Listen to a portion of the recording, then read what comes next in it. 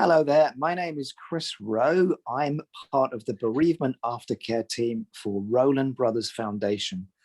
Part of Rowland Brothers Funeral Directors in Croydon, we provide free bereavement support, counselling and aftercare for the community of Croydon. I would like to introduce you to our associate, Mary Clair Kelly, who is a child bereavement expert. Over to you, Mary Clair. Thank you, Chris. It's really nice to be able to talk to you in this way and, to share what we've learned, really, isn't it, through our working with families. In my experience, I've worked for Cruise Bereavement Care in the past. I've worked for Jigsaw South East, who are a child bereavement organisation. And it's just really important that we get to talk about these things. And I think if you're in a family where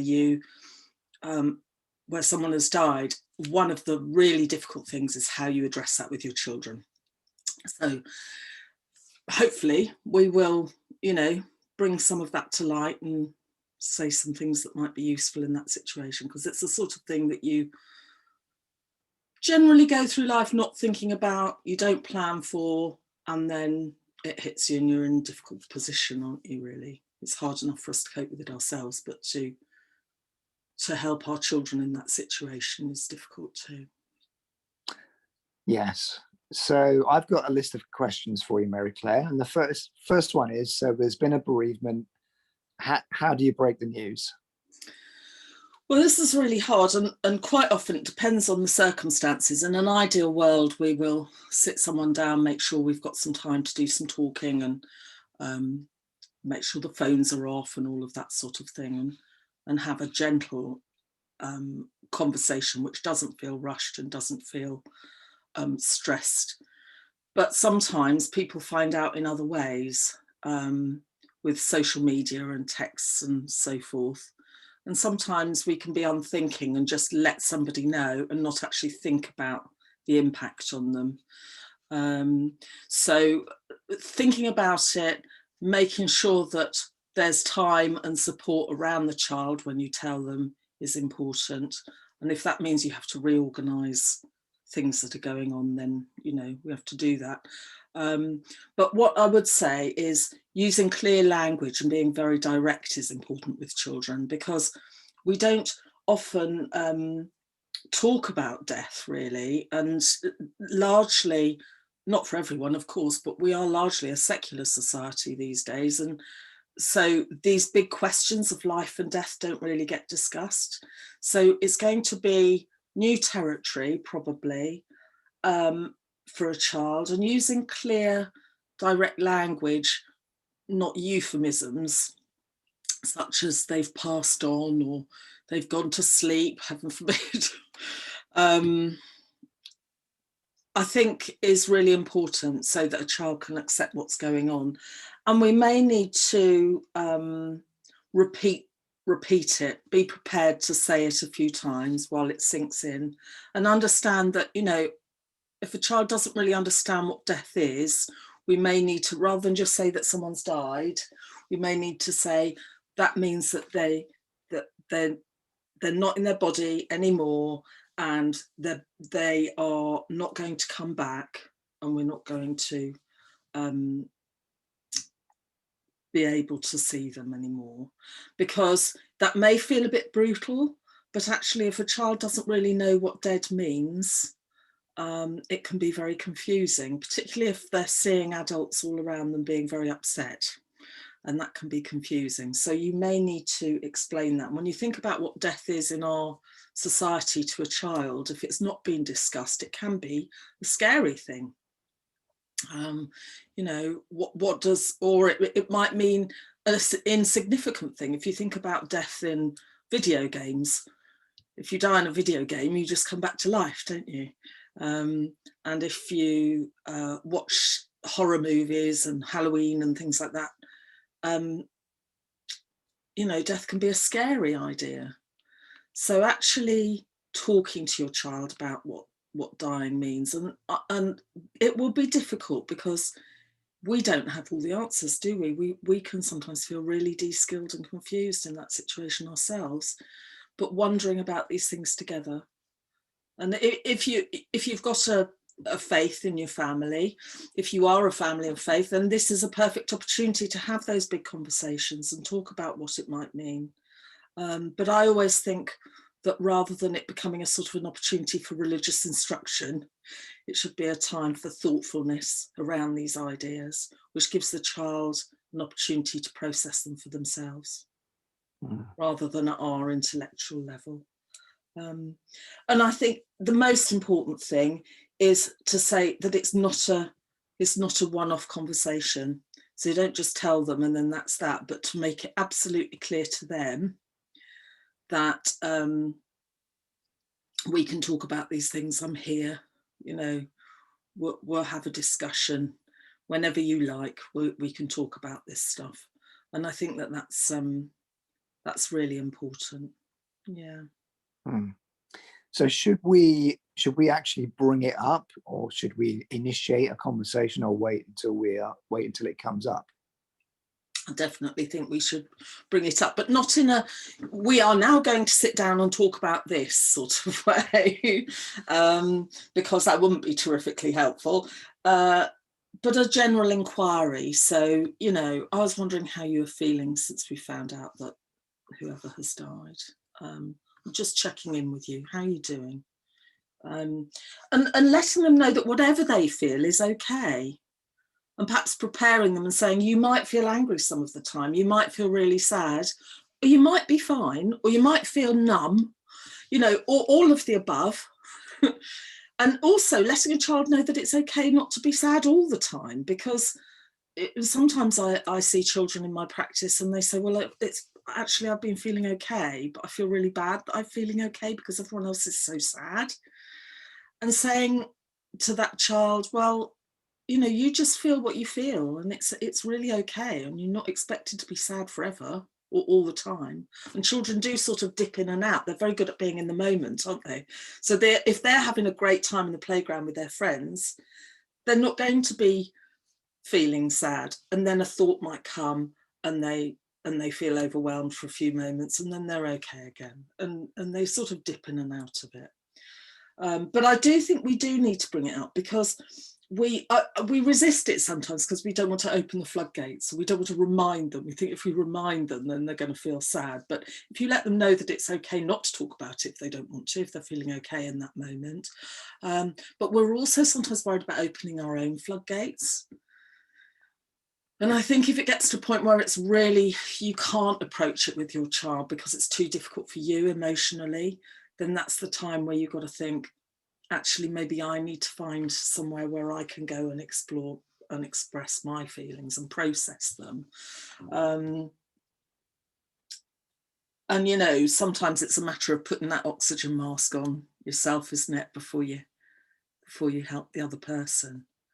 So I think that's important. I think bringing it up is good. And also one of the things that is really important, particularly with young children, but actually even we do this, is this idea that we might blame ourselves. And children do this so quickly. They're so quick to blame themselves and think that it was something to do with them. So even if it doesn't come up naturally, we need to approach that. We need to say, you know, it's no one's fault that happened, and there's nothing that you could have done that would have prevented that. And I think that's really important, because it can take root, and a child can quite easily fantasize that they're responsible. And I remember working with, when I was doing my training, one of the tutors who was a play therapist told me about a little boy of 3 who had told her that he had killed his mummy. And he hadn't, of course he hadn't, but just before she died, he'd been really naughty and he'd been told off, and he had made that connection.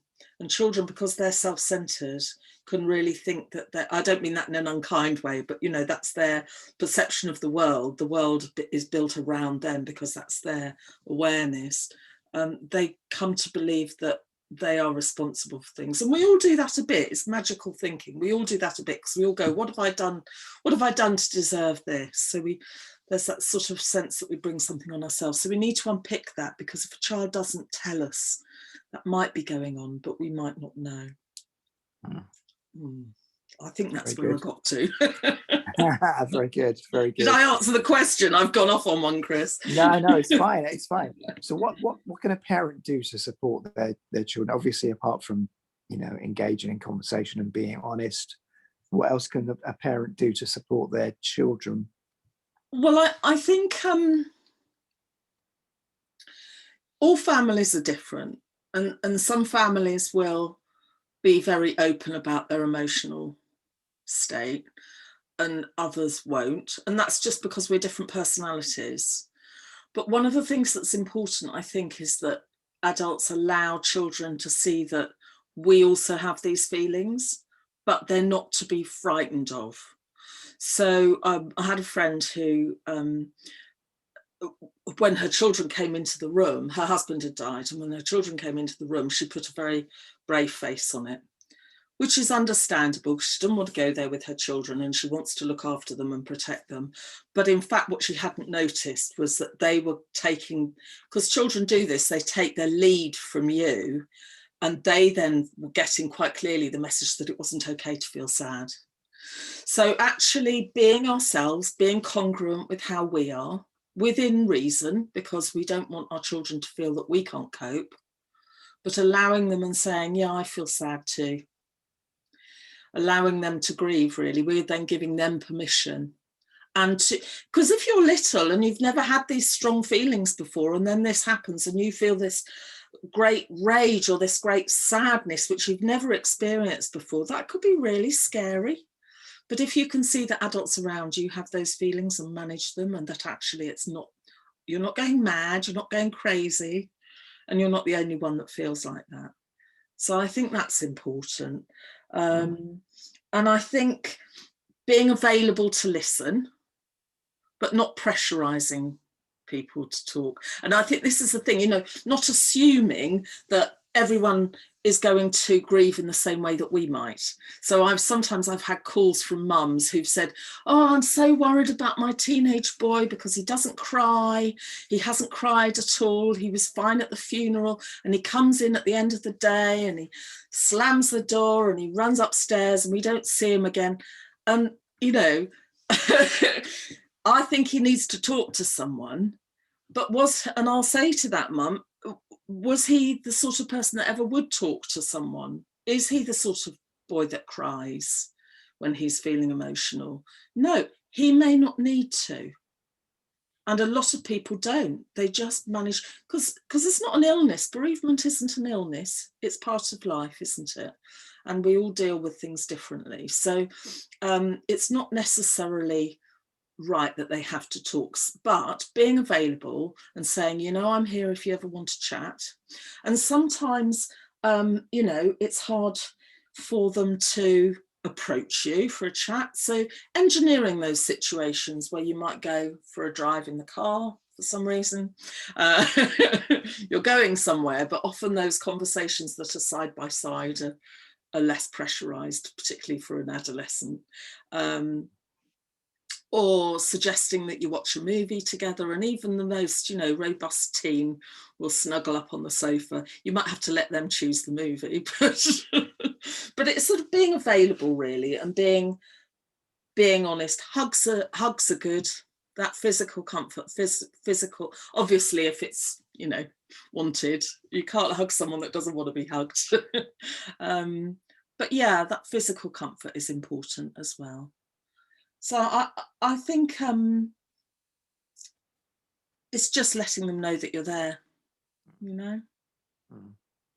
Yeah, and I think what you're saying about giving the positive message that actually it's okay to be upset, it's okay to grieve, and to allow them to see that your vulnerability. Yeah, they're more resilient than we probably think sometimes.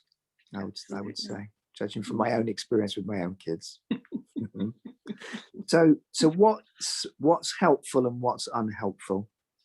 Well, I think what's helpful, I mean, the one thing we have to remember is we cannot fix this, and as parents we want to fix the world up, don't we, for our kids? We want to protect them from the pain, and we cannot do that. And that's why we feel so de-skilled and so much at a loss at this time. So what we can do, though, is to talk directly. And you'll know this, Chris, but you know, the funeral is very important. Allowing young people to take part in the funeral if they want to, and if it's appropriate, or in terms of if they want to do a reading or something like that, that may be appropriate. But in any case, if you can, offer them the opportunity to go along. And if that means that you,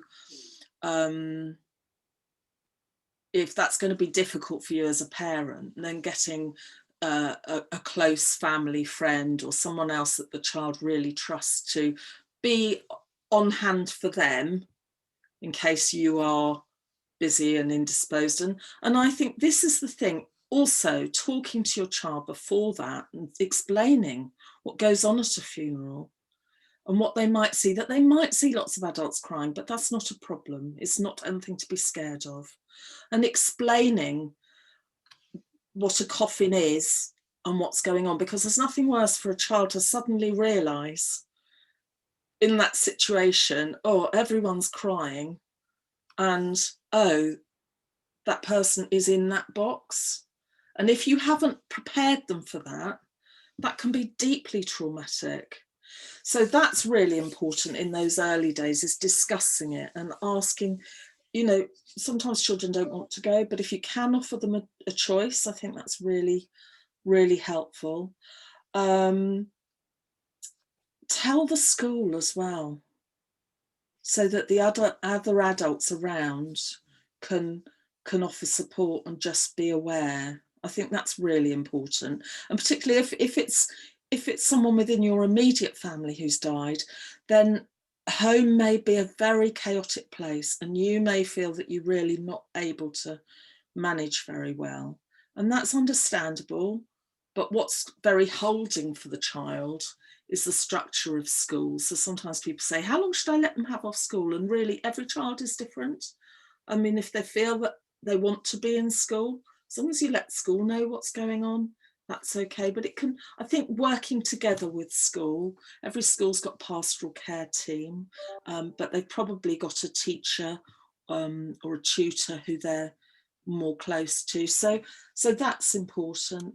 And as I said earlier, I think, yeah, physical closeness and just being there, that's so comforting, isn't it? And we know from studies with very young children that just that being held, it calms the nervous system, it helps them process trauma. And I think that's really important. Even very, very young children can react to bereavement, and it's, you know, just really children who are pre-verbal, it's that holding and that closeness which you're doing physically rather than emotionally is still so powerful. But yeah, what's unhelpful? Using euphemisms, I think, like, you know, and even, I mean, whatever your faith, we have to be careful, because I if we say to a child, so and so has gone to heaven, and a child has never really come across the concept of heaven. A lady I used to work with told me that her children, she'd said, Grandpa has gone to heaven. And when she came down in the morning, she had 3 children under 5. They got a map out and they were trying to find where heaven was.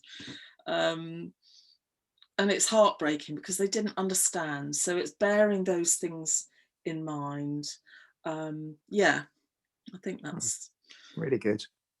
Really good. So what signs should we look out for that would indicate that they're not really coping?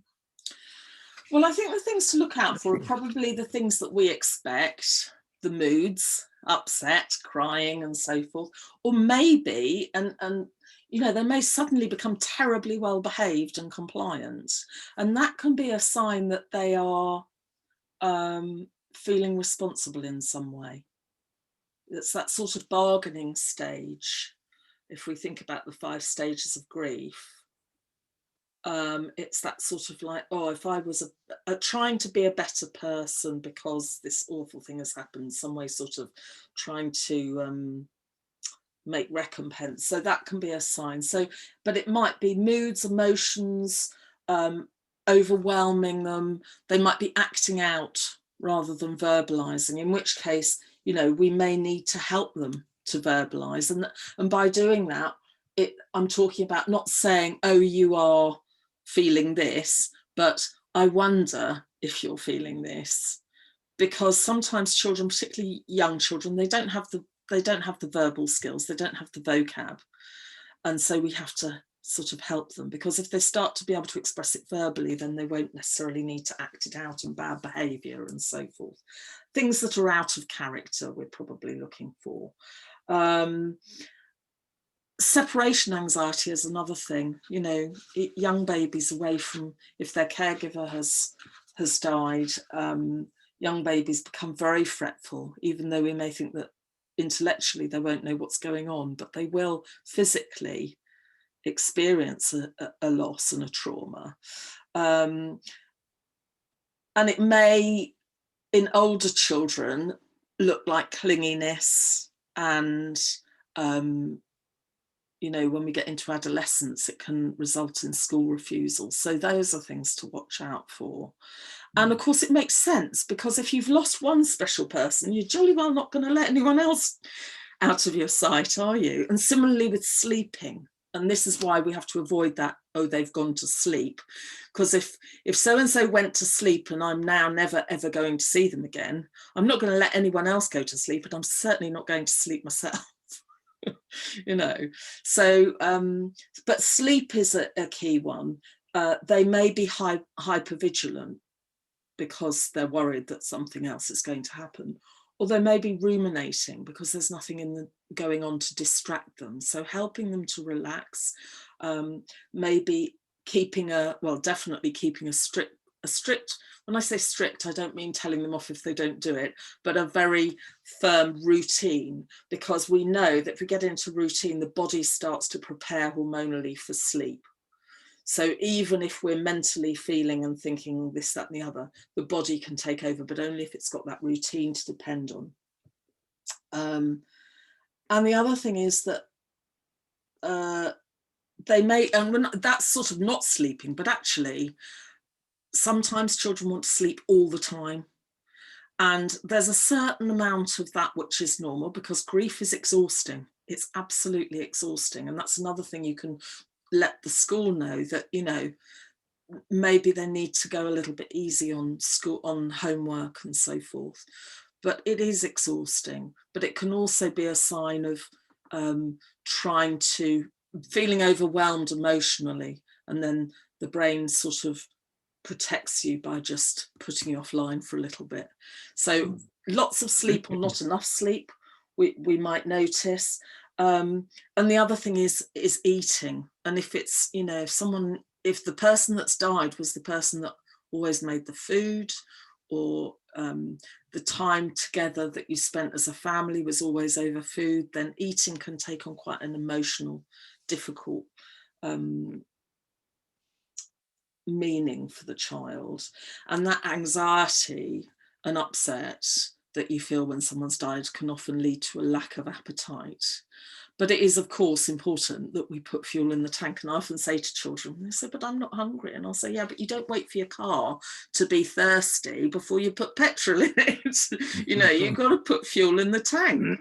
So making sure that they're eating something is important, but lack of appetite. And the other thing is that physically, young children particularly will experience grief somatically. So they may be reporting headaches, upset tummy. They may in fact be suffering with an upset tummy. They may feel sick, and they're not making it up. Sometimes we think, oh, they're making it up because they don't want to go to school, because it's separation anxiety. But it's not that they're pretending. They probably are experiencing their grief in that way. But very often, if you say to a young child, do you think it's an upset sort of, do you think it's a feeling sad sort of tummy, or is it something actually in your tummy? Is it a feeling headache? They'll often know. Then they'll think, oh, yeah, actually it might be how I'm feeling. And then you've helped them to understand themselves a bit better. But it doesn't mean they won't experience it physically. And I think that's important, because as adults, we're a bit better at knowing what we're feeling, you know. Well, one would hope. Not always. One would hope so, yeah. Yeah. So where would you go to for support, and within that context, when would you consult a GP or a therapist?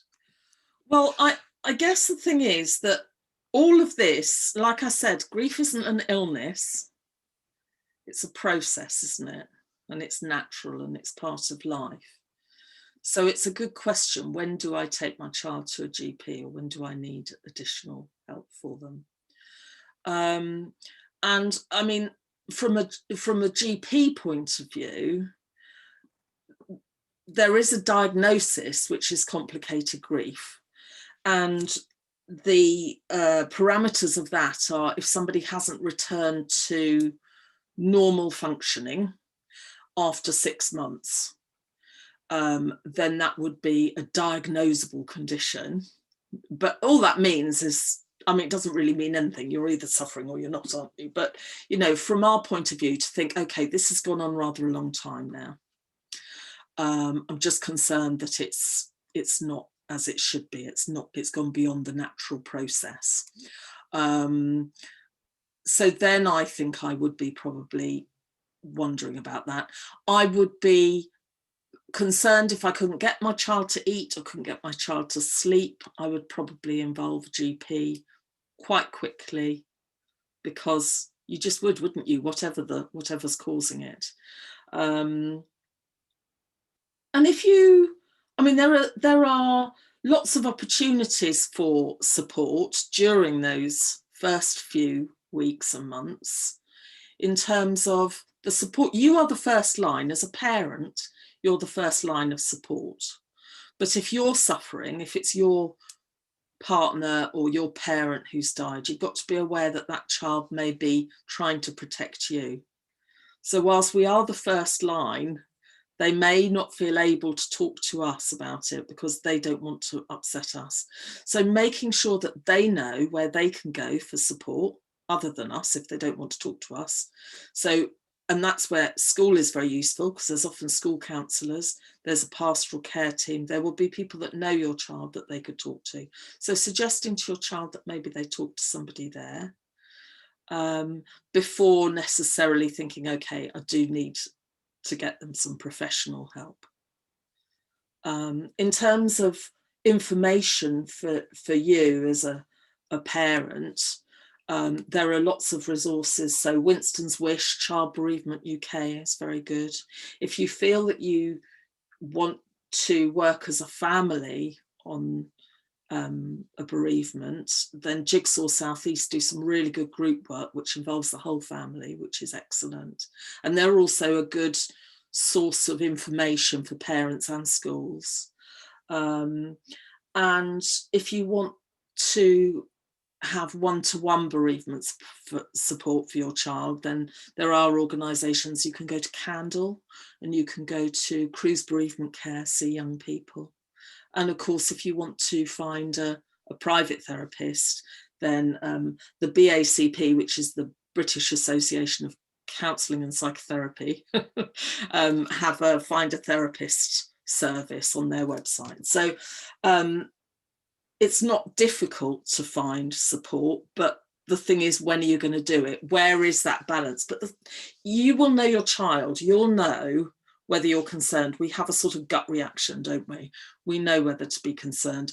The difficulty is checking in with ourselves on that when we've got our own bereavement going on. So it's to be mindful, I guess, of watching out for those signs that they're not coping and how long it's going on. Yeah. Yeah. Yeah. Brilliant. And last question. What effect on children has lockdown had, would you say? That's a biggie.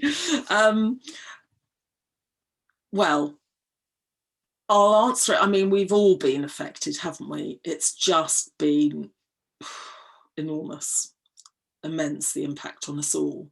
And children are to some extent cushioned by the family unit in that. But I think the key thing is this awareness that people can die.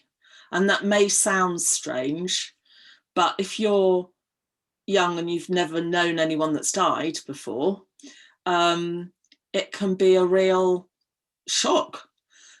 And the realization that people do die, and they can get ill, and it can happen quite quickly.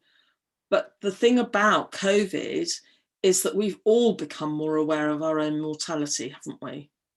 And for a child, they may never have thought about that. And they're suddenly aware that everyone around them at some point is going to die. And they are also mortal. And this is terrifying. I mean, it's terrifying when we think about it. So we go through our lives not thinking about it. And then we see it on the news every day. It's really, really challenging. It's traumatic. So there's all of that to take into account. And I think one of the most useful things that I've found when talking to children who are suddenly facing this realization, and they might get very scared about symptoms that they have, if they've got a cough or they're not feeling all that time, and we all do it, don't we? Have I got it? Am I all right? Am I okay? So but they could get quite really anxious about it. I think it's useful to remind children that this is extraordinary, that this hasn't happened for a very long time, and we will come through it. It's taking time, but we will come through it. And to remind them that generally life expectancy is really good in this part of the world. We're very fortunate. And I think, I don't know what the figures are exactly now, but, you know, pre-COVID, life expectancy for women was about 82 and life expectancy for men 79. You do have to be a bit careful if you've got somebody of those ages in your family. Maybe be vague, because they can then hook on to, but explaining to them that, you know, actually, probably if you're worried about me dying, you know, I'm 50, I'm very likely to be here for another 30 years. And by that time, how old will you be? Oh, right, okay, so by then you'll be 41. You probably won't need me when you're 41 in the same way that you do now. So we'll be all right. And that can be really reassuring for them. But it's, you know, time will tell, I think, Chris. I mean, but there are some good things. I know I'm trying very hard to end on an up point. But there are some good things. When a child goes through bereavement, they do have a renewed understanding, like we all do, having come through this world trauma, this global trauma. We all have a better understanding, don't we, of what's important. And we're saying to each other now, as we're emerging, hopefully, maybe, we're saying, I don't want it to go back. I think it's changed me, and I want my life to be different. And we want to live in the light of all that loss that we've experienced. We want it somehow informs us living a better life and a happier life and a more rewarding life for us and for others. And I think that is something that as parents we can hold on to. Although it's painful, we can live in the light of the fact, when you know that life is temporary, you really appreciate it. And we know what's important, and your children will have that going forward, although we'd never wish it on them. No, absolutely. Yeah. That's so helpful, Mary Claire. Thank you so much. Any final thoughts or comments? I think No, I just want to reiterate that if you are a parent and you're grieving, your ability to be available to your child may be compromised, of course. So don't give yourself a hard time. Draw on those other people around you that can support you and your child and support you in your parenting. And, you know, if you need to get support for yourself, it is that oxygen mask thing. You know, sometimes we have to look after ourselves so we can look after other people.